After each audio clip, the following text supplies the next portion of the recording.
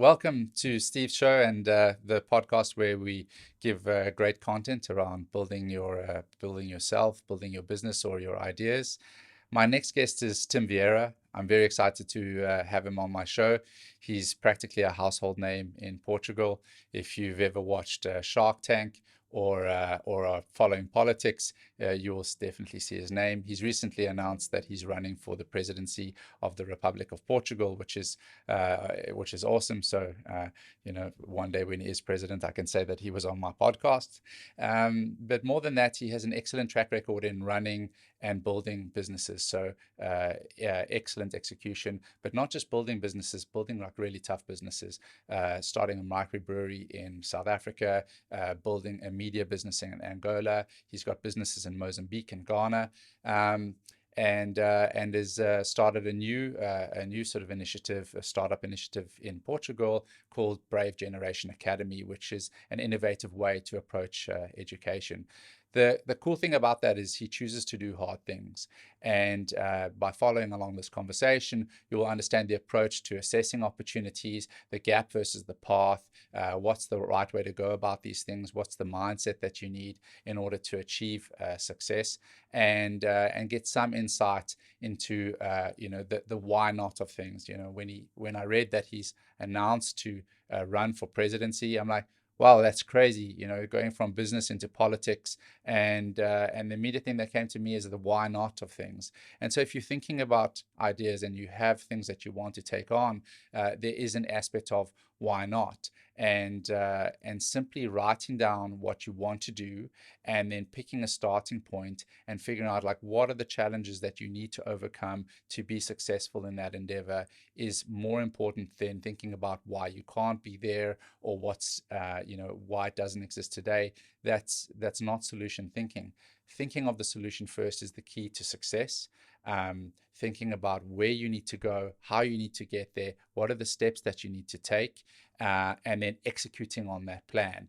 And often you'll find that it's a small step that generates the momentum that you need to generate the success that you want in any endeavor that you're after. So this is going to be a great opportunity for you to learn from someone who's been there and done that, who's done it in multiple fields, multiple industries, and multiple challenges. So stay tuned for some great content. And don't forget to like and follow or subscribe to the content to make sure that you're always up to date with what we're sharing.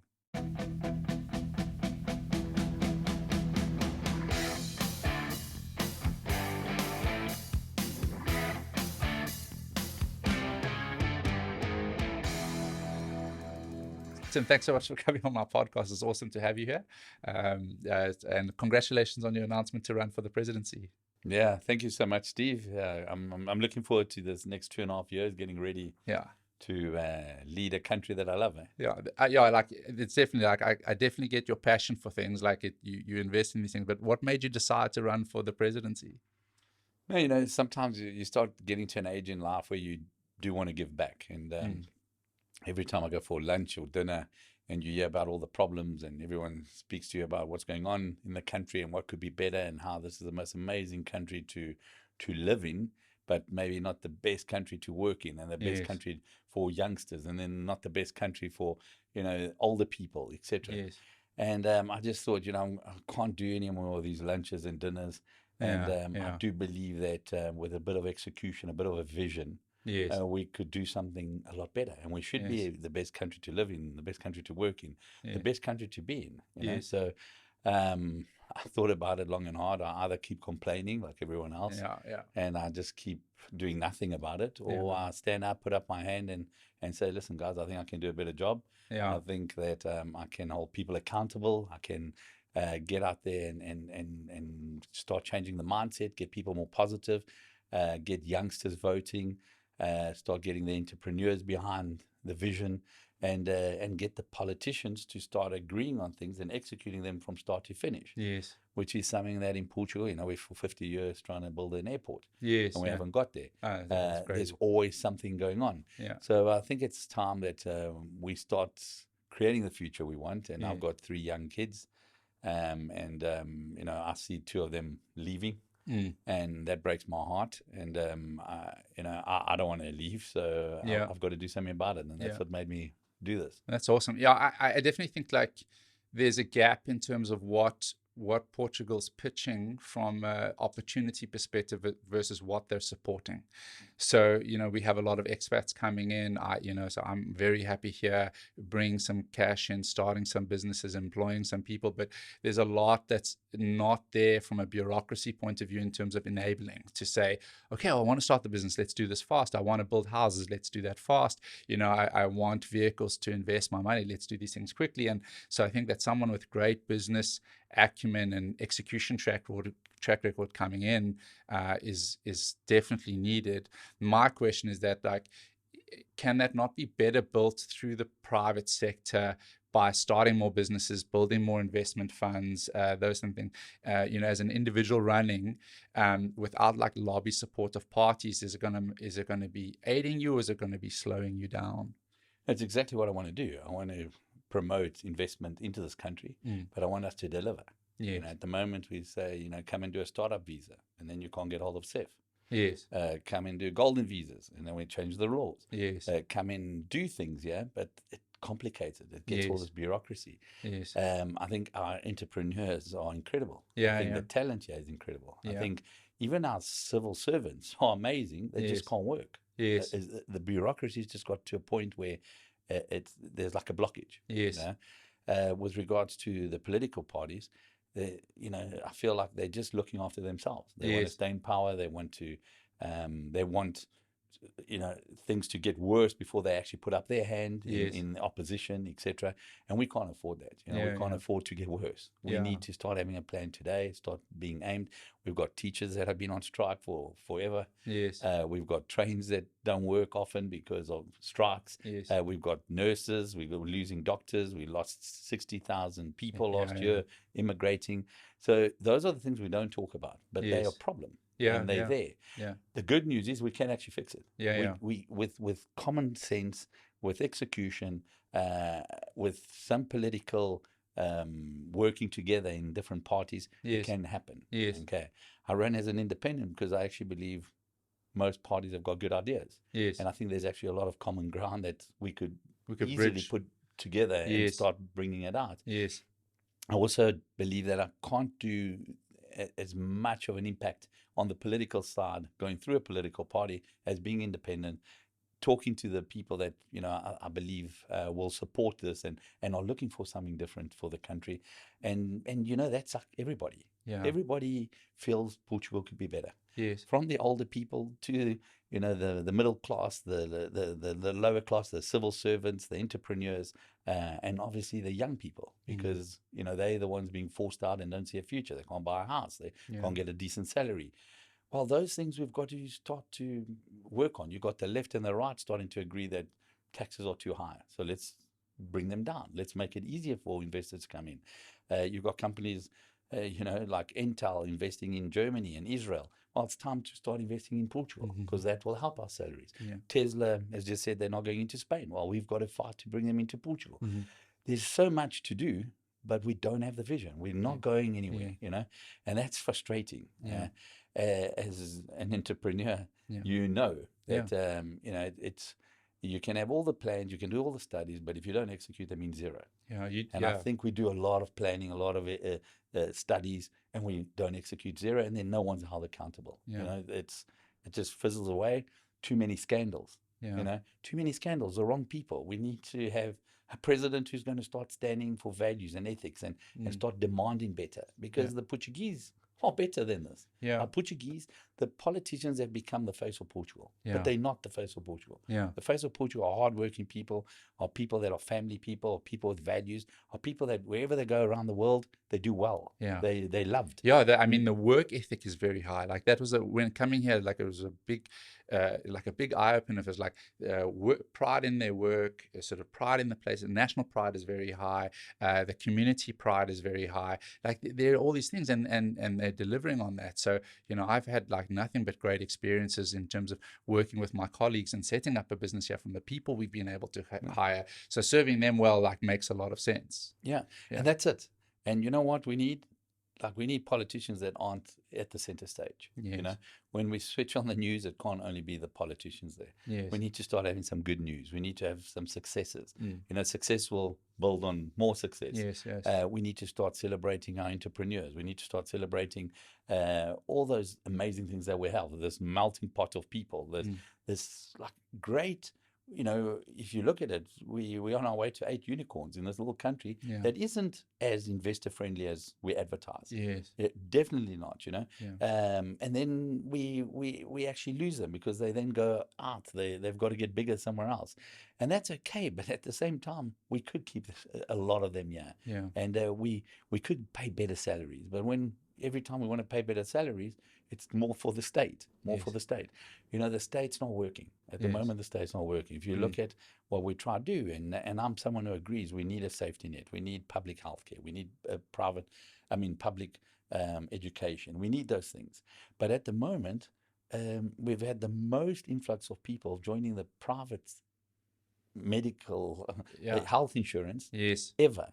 You know, we've had most people, if you look at private schools, queues to get into private schools, all because public's not working. So we need to start merging the two. We need, you know, service delivery. We need all these kind of things. And we can't- accountability has to be much higher, right? Like I think accountability. that's a big one. And what I like about your independence in this is that it'll give you a lot more agility and less baggage, right? So you say, like, okay, this is the vision that I want to bring forward, and this is how the collaboration will look. And then no one loses face in collaborating. They said, okay, I can get behind this without losing face in my party. I want everyone to look good. Exactly. Because exactly. I think in the end, we should put Portugal ahead of politics. You know, Yeah. so we do need to go forwards in the right direction. You know, I can't say why we're in this point because I had nothing to do with the past. Yes. You know, I don't want to discuss the past. I'm not going to have debates about the past. You know, Yeah. all I know is I wasn't involved there. Yes. But many other people, many other politicians that are involved, and probably a lot of the politicians that are going to run against me for president of Portugal, they are the past. They've done a lot of the reasons, a lot of the issues we're facing now because of decisions they've made Yeah. or lack of making them. Yes. And what I really want to bring together is how do we now make a plan going forward? How Yes. do we now make a better future for young and old and people in the private, people in the public, because that's, I think, what everyone wants, you know. So we need to start believing that it can be done. Yeah, and that's actually like so if you there's a book called Thinking Backwards, and the idea of solution thinking is that the past doesn't matter, why something doesn't exist doesn't matter. What only matters is where you want to go and what are the obstacles standing in the way of that achievement. So if you want 25% more market share in your business, it doesn't matter why you don't have it. So if you spend a lot of time analyzing the why of that doesn't exist, you spend less time on the actual solution. But if you say, okay, 25% more market share looks like this, and this is the execution plan, let's go after that. It's a much smarter way to think about and spending more time on the solution than actually on the problem. I agree. It's the only way I've ever done my life is looking forwards, forgiving the past, and moving forward. Yeah, exactly, it makes sense. But so, like, I'm a massive fanboy. Like, if I just openly admit that to you, but you know, your name comes up all the time. You're in a lot of the circles that I'm in, and it's like. So speaking to you was like a massive privilege for me today. But what I really liked is that when I look at your track record is like you're sort of setting up a microbrewery in South Africa, then relocating family and starting a business in Angola. You have businesses running in Mozambique, Ghana. You've got a track record of choosing fairly hard things. Now you've started Brave Generation Academy, or not recently, but you've got Brave Generation Academy, which is another hard thing. Not only are you disrupting education, you're going up against institutions and saying this can be much better. And then politics, don't just run for politics and mayor, like let's go straight after the presidency. So there's this thing of like, I want to do like really hard things.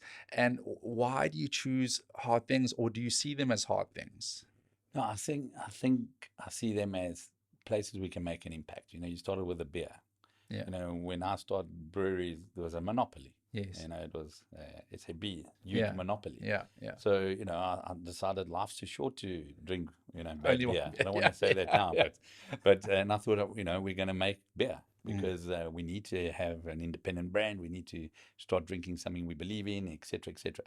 And yeah, very hard. You know, when you go up against a company that was over $100 billion, it was really tough, but it was incredible. You know, it was incredible because you see the support, you see that you can create movement. You know?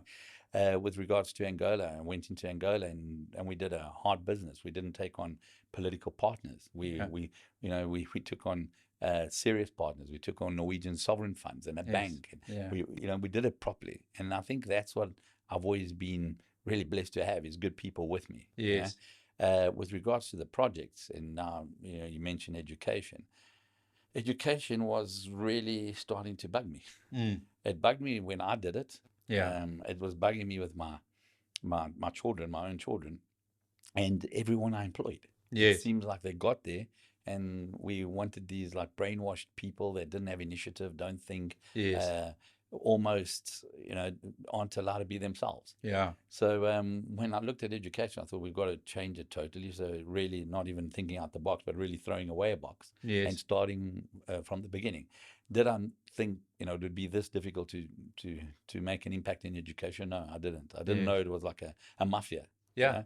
It's is that, so must be. set. It's so comfortable. It's like nobody wants to change it. We all know it's wrong, but we keep doing it and we keep Yeah. doing it. Yeah. And that really is stupid. Yeah. Just Yeah. like Einstein mentions. Yes. And I don't like to do stupid things. I like to make an impact. I want to build a better future. So it ticked all those boxes. And once it ticked all those boxes, and you put focus into it, and you put heart into it, and you start finding people that feel the same way and want to do the same thing, then all of a sudden, the magic starts to happen. And Yeah. that's what happened with Brave Generation Academy, is that all of a sudden we started to realize that learners are not the problem. Yeah. The educational system is a problem. Yeah. Parents would come up to me with tears in their eyes telling me their kid is a real problem, doesn't fit in that school, and they keep being told this. Well, the problem's not the child. The problem is this box that we're trying to put them into, and they are not, it's supposed to fit in that box. So when we started looking at Brave Generation, we thought, look, we can personalize this. We can make it more flexible. We can take away these long holidays and let you go on holidays when you want. We can take anxiety away by having exams done more often. And if you fail one, just rewrite it and you learn and you get better. Starting to give more personalized curriculums, more subjects. Start telling learners that, community is very important. Because once they start giving back to community, they become happier. Telling them that their passions are very important, so that they can do their passion first and then do their school. And once that starts to happen, then it really starts to flourish. And it's all simple stuff, but it's all stuff that's like got barriers, because governmental law will say, no, you can't do this. You've got to do a model. But at the same time, the Constitution says that you as a parent can choose your child's education. But then the education that's given to you is this box. Yes. You know? I felt that, like, I mean, yeah, and you say it yourself, like anyone I speak to about education has the same sort of gripes or the same feeling of being underserved by the education. Like when I went to a very good school, very traditional all boys school in South Africa, but the education I walked away with was quite poor. I wasn't a straight A student. I wasn't book smart. I didn't learn that way. I don't learn through studying. I learn through experience. Yeah. If you teach me something, I learn it immediately. And if I execute on that, then I learn it even more. But if you ask me to sit and read and study a book, I really battle with that type of learning. And then the curriculum was really rigid. So I'm like, I left school. I couldn't change midway through what I chose from sort of standard 8 until matric. That's what you got, and that's what you left with. So if you made a decision early on in a time frame when you're not really sort of versed enough to know what decision to take, you could really shoot yourself in the foot 5 years later when you're stuck with something. You don't have accounting, you don't have any sort of business economics, or you don't have anything that's really going to serve you for your life. So everything you've mentioned is where BJ yeah does it differently. Yeah. And actually you can change and you can start going in a different direction or come back and go at your pace. And we're big into now, we're launching now UP program. So we've started the UP program, which it's really starting to fly. It's going upwards. And the reason there is because it isn't exam-based. It's project and assessment-based. Okay. And, students that are doing business can start going into companies and finding the real problem, working through that problem, learning from that problem, come back, present. No, you're missing something out in marketing, go back into marketing. And that's exactly what you said.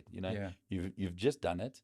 Then you execute it, and then you learn from it. And at the same time, you're building a network with people in that company. You're doing teamwork. You're becoming creative to resolve problems. Yeah, your first interview, like, I actually have experience, which is normally a big resistance that you have your first job. You must have 2 years experience. I'm like, but where do you get the experience? But Yeah. now you can say, actually, I've done this. You And know? on BGA Adults, which we've launched, and we started getting our first students. And the amazing thing is that the students that are coming to us are leaving universities and coming to us. That's awesome. So it's not even like, you know, learners that aren't doing something. They were actually doing something. They've decided that they can no longer just sit in a class and listen, Yeah. but they actually join us, because what happens?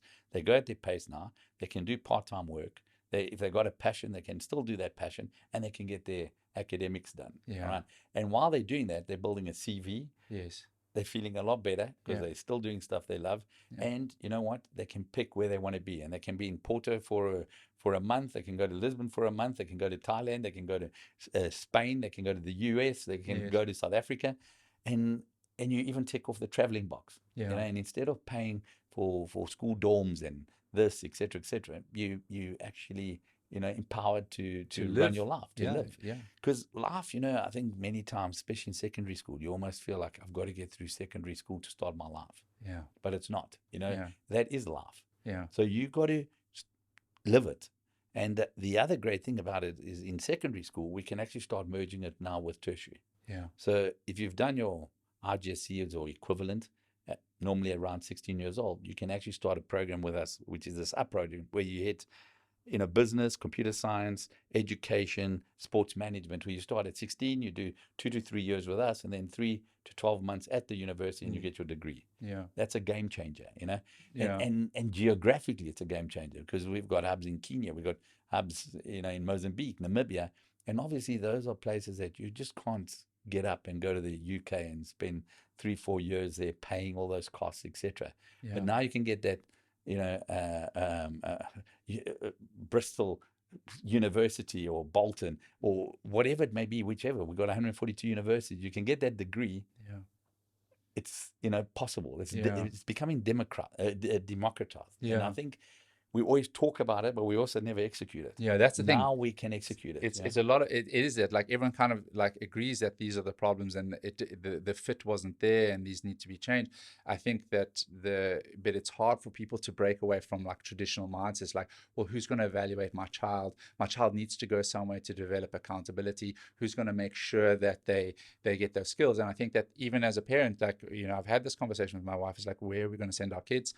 You know, brave generation, like it appeals to me, because I'm saying, like, this is what I believe. I believe that a lot of people that I speak to in the workplace, or, you know, experiences, like, what they did from a tertiary perspective or what they did from a schooling perspective doesn't actually matter. What matters is how they're executing today. Exactly. And if I can empower them to, you know, the ability to know how to learn, the ability on how to build things for themselves, the ability to build some grit for themselves, that's going to serve them way more in life than actually, you know, the six subject choice. The earlier they're responsible, the earlier they have agency, they start to have initiative. That's it. You know, those are the things you need to start succeeding in life. Yeah.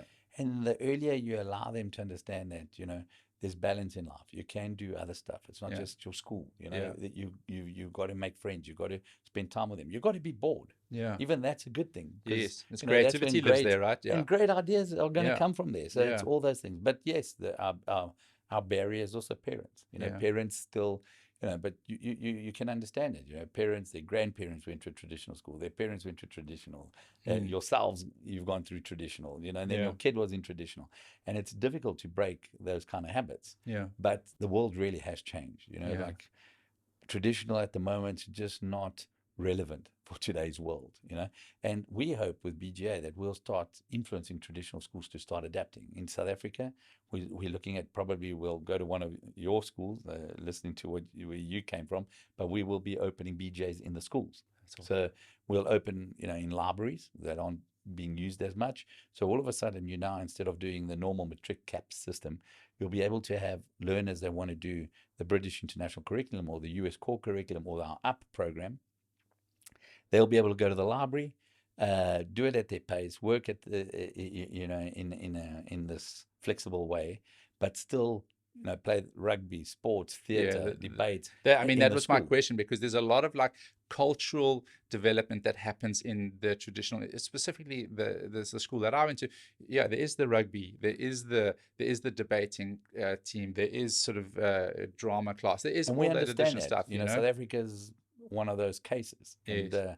And we sent my son in as a Trojan horse. So he went to Saks, Uh, and he's there, and he's doing BJA, and he's playing phenomenal at rugby, rugby. and he's Yeah. doing this, and he's Yeah. doing that, Yeah. and he's loving it, and it works. And Yes. now all of a sudden, we can start offering it, and we can offer it at a super competitive price. Yes. And the thing in Portugal and in other countries where schools don't do all that. Okay, Yes. in Portugal, you go to school to do your academics, and then you go to a club to do your football and your Yes. tennis, etc. Well, now we're looking at how do we actually also come into these public schools, and we got a pilot that we almost closed on, and we put the BJ in the public school. Learners that want to start going into the English system, they can go into the English system. Again, very democratized, because we've got companies that will now start to sponsor it and power them. And all of a sudden, money is not the issue. If you even look at it, we've got about 30% of our students on scholarships. But more importantly is that we are spending almost half of what the government currently spends to educate a child. That's Okay. amazing. And not just what we spend, it's how much more effective it is. Yeah. And how happier he is. Yeah. The mental wellness, you can't, compare the two. Bullying must be low, like anxiety must be low, like all of these things. 100%. And then creativity is higher, all this other kind of stuff, Yeah. motivation, etc. Yes. So it makes no sense, when they say they don't have money to pay teachers better. Yeah. They don't have money because they're doing the wrong model. Yeah. They could have a lot of money. They could actually be reskilling some of these teachers to become learning coaches and start, slowly adapting schools into a BGA model. And in Portugal and in smaller countries, it's actually really quick to execute. Yeah. If it's focused and there's a plan to roll out. Yeah. And I think that's the thing, in Africa, sometimes we just miss this. We go from 80 to 100 very quickly. Yes. And I think, again, South Africa is more open-minded to this because the demand's so big. Yeah. You've got a lot of parents thinking about where's education going, et cetera, et cetera. And you got teachers knowing that, they need to upgrade as well, et cetera. So it's a more welcoming. Yeah, it's easier to overcome. So sort of where countries like kind of emerging, they adopt world's best faster. Yeah. They're not caught up in legacy, right? So it's they don't have to worry about the cost of undoing legacy before they implement something new. Yeah. So if you look at our banking is world class because number one, we have high crime, so you have to have better banking. But also they're like, well, we're building a new bank, so we might as well just adopt what the latest tech is. And I think for schooling also, so people are quite accustomed to saying, okay, it's new, we can just adopt it. So here you have to overcome a lot of mindsets. So there's the parent's mindset, the student mindset, institutions themselves, the schools, as well as the supporting institutions. There's a lot of mindsets to overcome.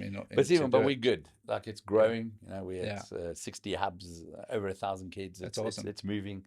And if it was easy, it would probably been done. Yeah. And what's great about it is we're becoming an ecosystem for a lot of edtechs. So people are starting to plug into our system, which makes me excited because we've never wanted to create our own platform forever. We've had to do it because it didn't exist. Yes. But we're looking at talented companies now that are like being able to plug into us, and we're offering more stuff, financial literacy and things from companies that are really passionate about doing that. Yeah. So it's going to get better. We've got to keep pushing, but I think we'll get to a tipping point because we just can't keep doing the wrong thing forever. No. I think that the model that you're saying is they say, okay, here's an innovative way to educate.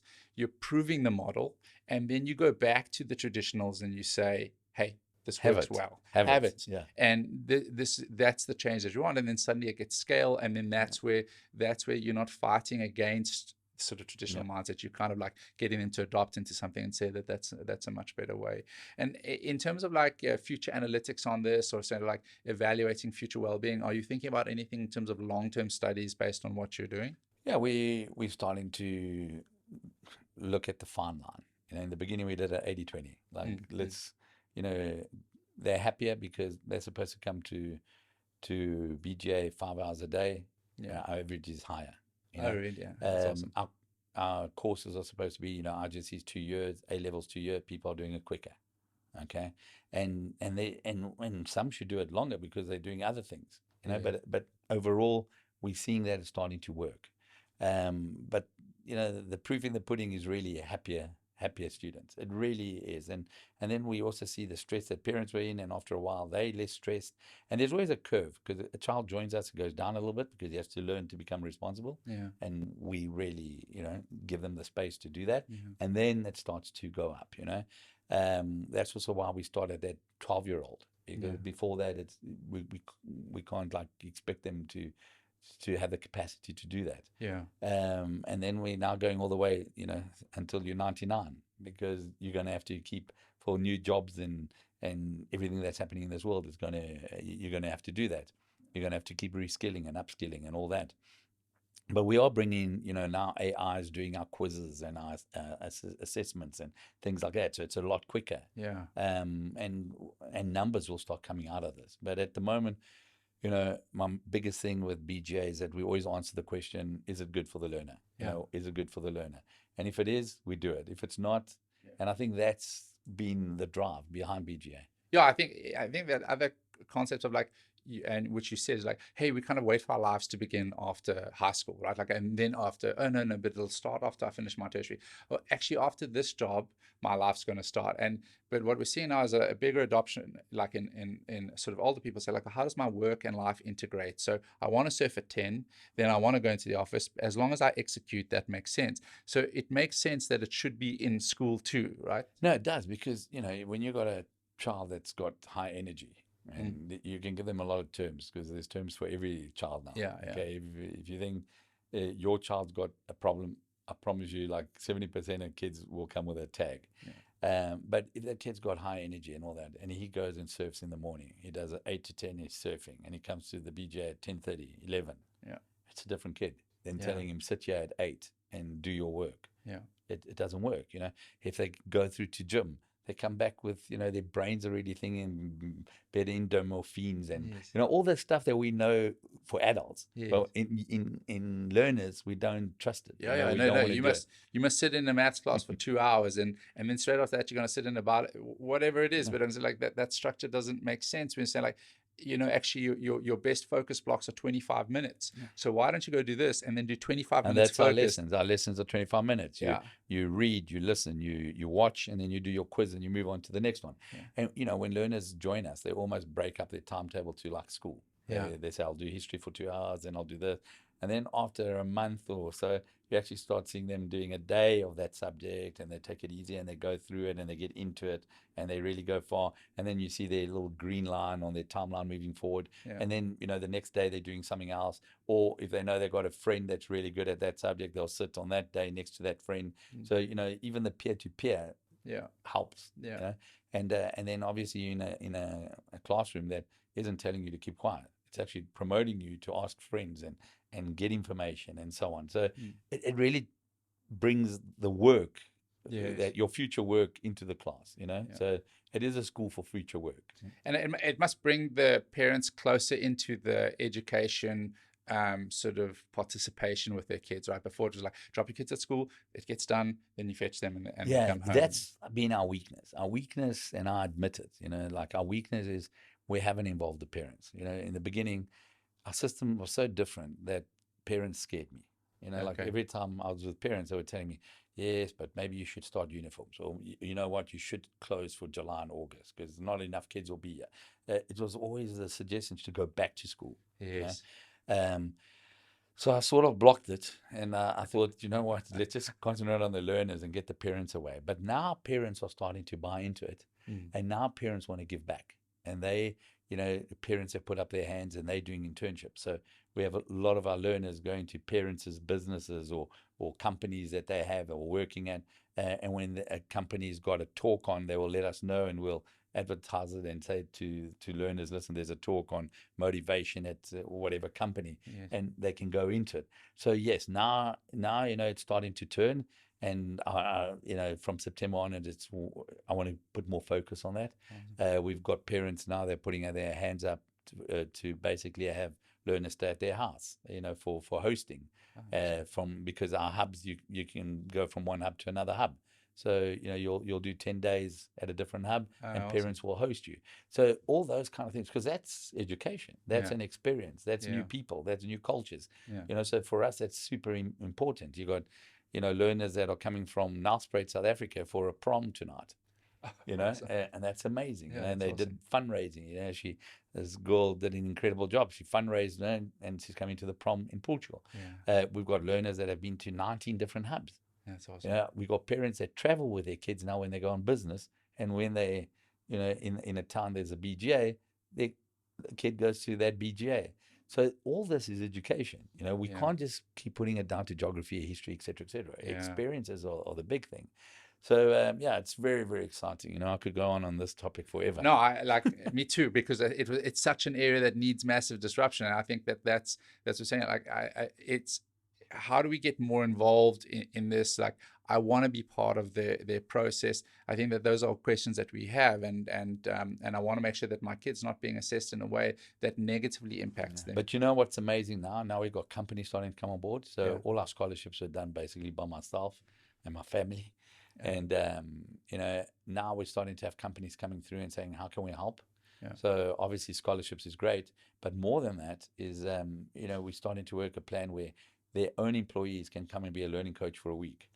So we bring people that are in business, that are doing things, that are in the public service. We've got public service people now coming in and doing a week because they want to get motivated and they want to see, what's the future, where we're going. So all of a sudden we're starting to cross, borders here on terms of this is work, this is education, this is that, and that's super exciting. So we really are very, very excited about what's coming forward, because we need all stakeholders. We need institutions, we need the companies that employ the people, we need the parents, and obviously we need the learners. Community, like it's a big part of it. Like what you're saying is that the community, it takes a village to raise a child, is the old saying. But we often feel like as parents, like it's all up to us. But now you're saying, like, actually, there's a community involved in the development of my kids, and that's going to serve them really well in life, and that they can fall back on that community in the future is massive. No, and what was starting to happen with parents is they were starting to look at their kids as like projects, as like almost like a job. They had to work on their kid the whole time. Yeah. Because, nobody else was doing it. And they're drilling them in the way that the school wants them to drill them, where you don't necessarily feel like you have to get these marks, you have to do the subject, you have to do your homework. And in the end, they're supposed to actually be inspiring their kids. They're supposed to be nurturing them. They're supposed to be parents. Yeah. But we've made it that if your kid's not good enough, you're failing. Yeah. And it's not this, and it really isn't that, because we've received learners that in the traditional form were failures, and they're actually incredible, and learners that academically they weren't up to it, and all of a sudden you look at their soft skills and they're incredible, and they start influencing others, and they start to really flourish, and they start giving back, and all of a sudden also because they can do their own speed, their academics, that starts to boom. And then we've received academic kids that really fly through the stuff. They're not bored at all now, but then they start to give lessons to others, and their soft skills improve. That's so amazing. It's like complete holistic development, right? It's amazing, and it's all basic. Yeah. It's all simple. It's we intrinsically know this stuff. Like we sit there and we're like, this is missing, right? Like, and now there's a platform. It's just about, it's just acceptance and trust that we have to build in these things. And I like just changing tack a little bit, is that like, so you pick these visions, you see a vision, or you see something, a place that needs change. Like, what do you think is in you that makes you decide that you're going to do it? Or like, what's the attribute that most serves you when attempting stuff like approaching a big vision? Yeah, when I know it needs to be done, okay, I get really motivated. And then when I meet people that say, oh, you're not going to do it, you can't do it, then I get even more motivated. It's like Michael Jordan. No, really, I get more motivated. And I don't do it in an arrogant way. I don't even mention it. I just say, yes, it is going to be very difficult. Yeah. But once you get into it and you're so far into the issue and you're fighting for it, you can't get back. Yeah. You can't go back and say, oh, no, I don't want to do it anymore. Because in your heart, it's there. You've planted that seed, and then you start bringing people that also believe in it. Yeah. And you start growing this garden, and then it just starts to, everybody starts to flourish, and you start to believe, and every obstacle actually brings in a better and bigger solution. Yeah. So when we weren't accepted in the beginning with with the certification boards, Well, we overcame that, and then we started getting results, and when the results were great, the certification started coming through. Yeah. Do you understand what I'm saying? But Yeah. you do it another way You've around. just got to start, right? Exactly. You tackle Yeah. a problem from a different And angle. you know what? Because we didn't have that immediately, we started looking for options where how do we not even worry about that and actually go to the next level? Yeah. Because that's just the expected level. But there's actually bigger than that. You know, Yeah. when we went onto our app program, you know, you never heard of a 16-year-old who could actually start already, you know, going towards his degree. Yeah, that used to be. You started university at 16 was like the outlier, Yeah, right? yeah, And yeah. now you can say, well, if you're there, why not just Yeah. do it? And You if you know? think of it, like 17 and 18, you sometimes just do a curriculum in more depth, and sometimes, you know, it doesn't even really teach you much more than you already knew, but you just go in a little bit more depth. Yeah. So why not take those 2 years and really learn a Yeah. lot more of what you're interested in? You Yes. know, so all those difficulties actually spur you on. Yeah. Right? But you know, you do have to believe, and you do have a lot of nights where you don't sleep. And you know, and it's challenging. And if you don't have good support, and if you're not emotionally strong, if you're not mentally strong, you know, Yeah. you can't do it. Yeah. You know? So you need to also look after yourself. Yeah, and, that's the and priority, you right? got to be in the right space to do something. Yeah. You know, because it's not going to be easy. And Yeah. and you know, you've got a lot of naysayers, and people want to be proved right that you won't succeed. You know, and if you don't focus on those people, but you use them to spur you on, Yeah. awesome, because there's a lot of spurring on. Yeah, exactly. I think it's a Mark Twain quote. Is like, you know, like I've had thousands of problems and 99% of them never existed. Yeah. You know, it's like most of them are actually just in your head, and when you actually address them, oh, that's actually not really a problem because we can actually overcome this quite easily. And I think it's just about the steps of like you create a lot of resistance for yourself, so you can eliminate 99% of that resistance for yourself. People around you will create a lot of resistance because that's their own resistance. It's not you. It's not you. Yeah. That they're saying when someone says I can't do something, what they're saying is that when they say you can't do something, what they're actually saying is I can't do something. And you can't then attach your ability to their ability, right? Like it's And Stephen, the world's changed. Yeah. You know, the speed of technology, the things that are happening, they're going to, you know, there's no more speed bumps. Yeah. You can overcome a lot with what's being developed and what's coming out, and we've got to believe it. You know, like, you know, there's Moore's law that technology changes every 2 years. That's out the window. It's not changing all the time. much faster, right? And if we embrace things, we can use those things to overcome difficulties. You know, so well, you know, the thing about us is we use the best of online and the best of offline and mix it and work it together. But we needed that technology to be able to do that. You know, we needed computers to do this. You know, when traditional school started 200 years ago, you didn't have it. Yeah. You know, and 50 years ago, you still didn't have it. And 10 years ago, you still didn't have it enough. You know, but now we've got it. Now we got to just embrace and go with it. You know, and I think that's the big thing is you got to believe that your problems will be solved by what's out there, because it can't just be your problem. You know, so there's so much out there that it's exciting times. Yeah, I think it's awesome. Like I think also like what we needed to know historically off by heart, we don't need to know anymore because there's a repository of that data that exists somewhere. So now you can really focus on things that you're really interested in, and that develops.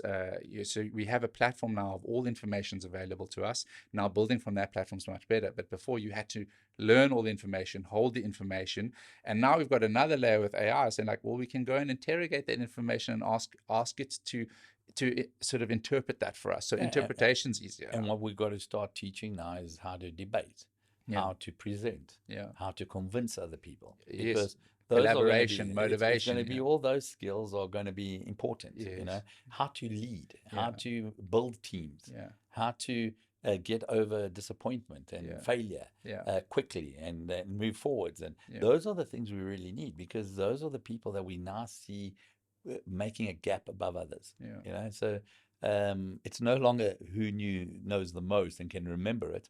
They are not going up.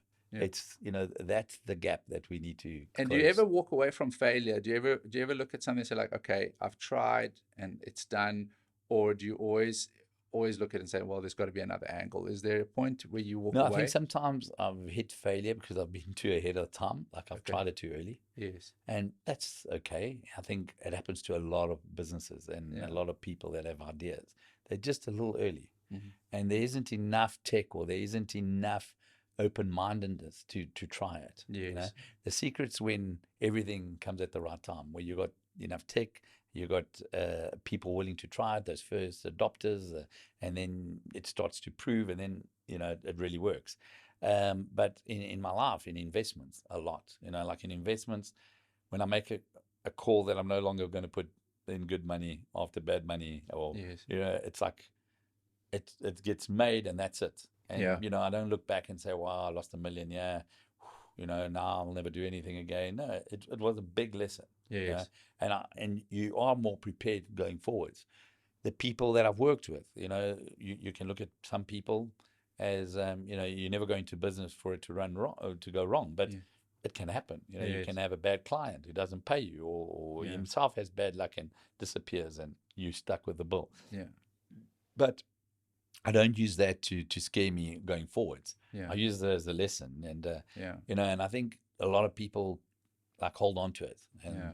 they hold on to it. If they get divorced, they blame the husband or the wife Yeah. forever. Yes. And like I speak to some people and I say, oh, yeah, I'm divorced, and I think they've just recently got divorced, but no, they divorced for 10 years, Yeah. and they're still Yes. blaming Now you're someone. single, right? Like, You're still blaming. Yeah. And the same with partners. Yeah. Oh, Yeah. my partner, he screwed me, and Yeah. and you find out, but that was like 10 years ago as well. So it's not a perfect world. Yeah. But if we learn from those lessons, and you go in a little bit careful on the next one, but you better prepared. Yeah.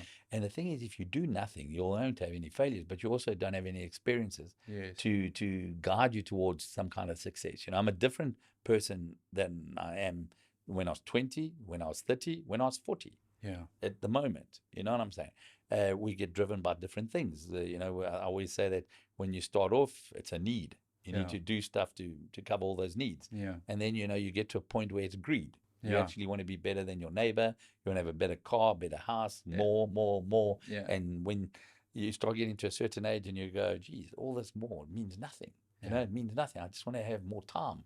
Yeah. I want to be more free. So then you think, so what I actually need to get is freed. Yeah. So you go from need, greed, and you get to freed. Freed. And when you get to freed, it's an amazing. Yeah. You actually start saying, I'm not doing BGA for money. Yeah. I'm doing it because I love waking up early in the morning and going to sleep late in the morning thinking of BGA.